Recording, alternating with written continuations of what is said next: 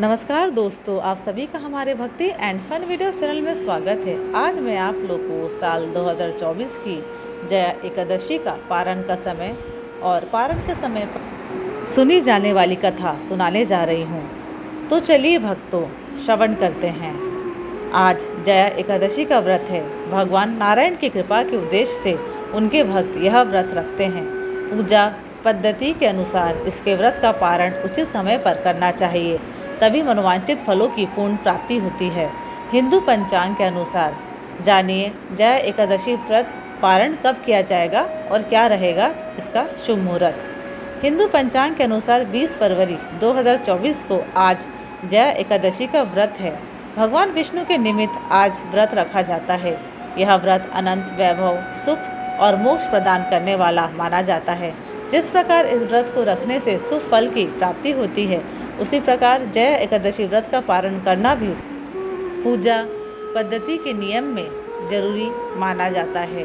यदि जया एकादशी व्रत को रखने के बाद इसका सही समय पर पारण नहीं किया जाए तो व्रत का फल नहीं मिलता है। शास्त्रों में बताया गया है कि जो लोग एकादशी का व्रत रखने के बाद उसका सही समय पर पारण नहीं करते, अर्थात व्रत को नियमित रूप से नहीं खोलते हैं, तो उन्हें पाप लगता है।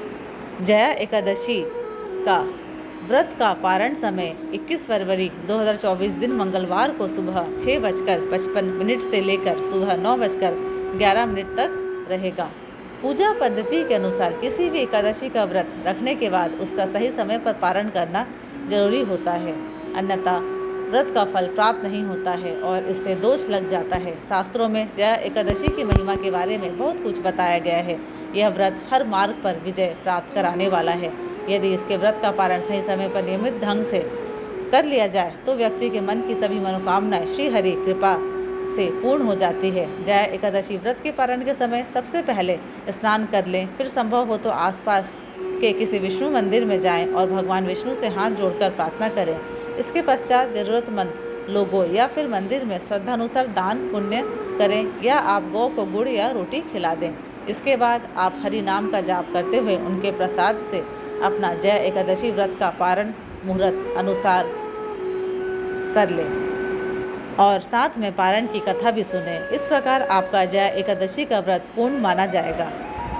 जया एकादशी के पारण में मैं आप लोग को तुलसी जी की कहानी सुनाने जा रही हूँ। तो चलिए भक्तों, श्रवण करते हैं। अब चलिए भक्तों, तुलसी जी की कथा श्रवण करते हैं। तुलसी से जुड़ी एक कथा बहुत प्रचलित है।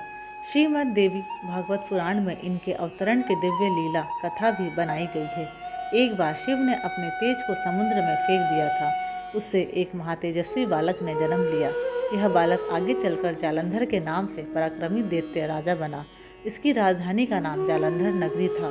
दैत्यराज कालनेमी की कन्या वृंदा का विवाह जालंधर से हुआ। जालंधर महाराक्षस था। अपनी सत्ता के मद में चूर उसने माता लक्ष्मी को पाने की कामना से युद्ध किया, परंतु समुद्र से ही उत्पन्न होने के कारण माता लक्ष्मी ने उसे अपने भाई के रूप में स्वीकार किया। वहां से पराजित होकर वह देवी पार्वती को पाने की लालसा से कैलाश पर्वत पर गया। भगवान देवाधिदेव शिव का ही रूप धरकर माता पार्वती के समीप गया, परंतु माँ ने अपने योग बल से उसे तुरंत पहचान लिया तथा वहां से अंतर्ध्यान हो गई। देवी पार्वती ने क्रुद्ध होकर सारा वृत्तांत भगवान विष्णु को सुनाया। जालंधर की पत्नी वृंदा अत्यंत पतिव्रता स्त्री थी।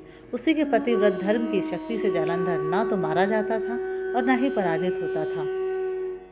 इसलिए जालंधर का नाश करने के लिए वृंदा के पतिव्रत धर्म को भंग करना बहुत जरूरी था।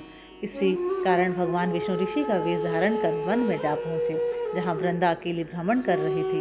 भगवान के साथ 2 मायावी राक्षस भी थे, जिन्हें देखकर वृंदा भयभीत हो गई। ऋषि ने वृंदा के सामने पल में दोनों को भस्म कर दिया। उनकी शक्ति देखकर वृंदा ने कैलाश पर्वत पर महादेव के साथ युद्ध कर रहे अपने पति जालंधर के बारे में पूछा। ऋषि ने अपने मायाजाल से 2 वानर प्रकट किए। एक वानर के हाथ में जालंधर का सिर था तथा दूसरे के हाथ में धड़। अपने पति की यह दशा देखकर वृंदा मूर्छित होकर गिर पड़ी। होश में आने पर उन्होंने ऋषि रूपी भगवान से विनती की कि वह उसके पति को जीवित करें। भगवान ने अपनी माया से पुनः जालंधर का सिर धड़ से जोड़ दिया, परंतु स्वयं भी वह उसी शरीर में प्रवेश कर गए। वृंदा को इस छल का जरा आभास न हुआ। जालंधर बने भगवान के साथ वृंदा पतिव्रता का व्यवहार करने लगी, जिससे उसका सतीत्व भंग हो गया। ऐसा होते ही वृंदा का पति जालंधर युद्ध में हार गया। इस सारी लीला का जब वृंदा को पता चला तो उसने क्रुद्ध होकर भगवान विष्णु को शीला होने का श्राप दे दिया तथा स्वयं सती हो गई। जहाँ वृंदा भस्म हुई वहाँ तुलसी का पौधा होगा। भगवान विष्णु ने वृंदा से कहा, हे वृंदा, तुम अपने सतीत्व के कारण मुझे लक्ष्मी से भी अधिक प्रिय हो गई हो। अब तुम तुलसी के रूप में सदा मेरे साथ रहोगी। जो मनुष्य भी मेरे शालिग्राम रूप के साथ तुलसी का विवाह करेगा उसे इस लोक और परलोक में विपुल यश प्राप्त होगा।